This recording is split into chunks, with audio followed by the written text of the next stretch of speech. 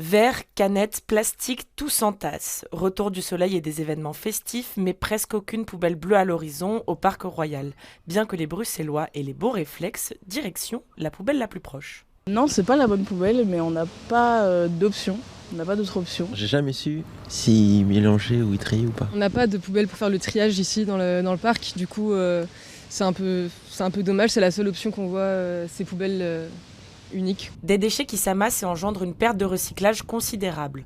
Mises de côté, les canettes et les bouteilles intègrent jusqu'à 50% de matière recyclée. À l'occasion de la semaine de l'environnement, le collectif Every Can Count organise des actions de sensibilisation au tri des déchets PMC. Pour eux, il faut recycler les matériaux directement aux endroits où ils sont consommés en grande quantité. Si les infrastructures étaient là, comme on le disait plus tôt, les Belges et les consommateurs en général sont prêts à faire ce geste. Ils sont conscients que leurs emballages sont recyclables et voilà, il manque d'outils simplement. À l'extérieur, un Belge sur 3 ne trie pas correctement ses canettes. 67% d'entre eux pointent du doigt le manque de poubelles comme raison principale, des chiffres opposés quant au recyclage à la maison.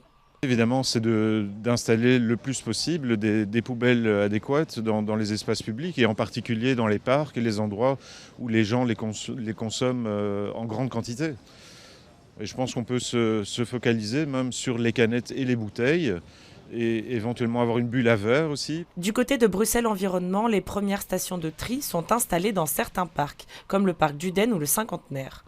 Pour l'instant, moins de la moitié d'entre eux sont concernés et la quantité de poubelles disponibles n'est pas augmentée.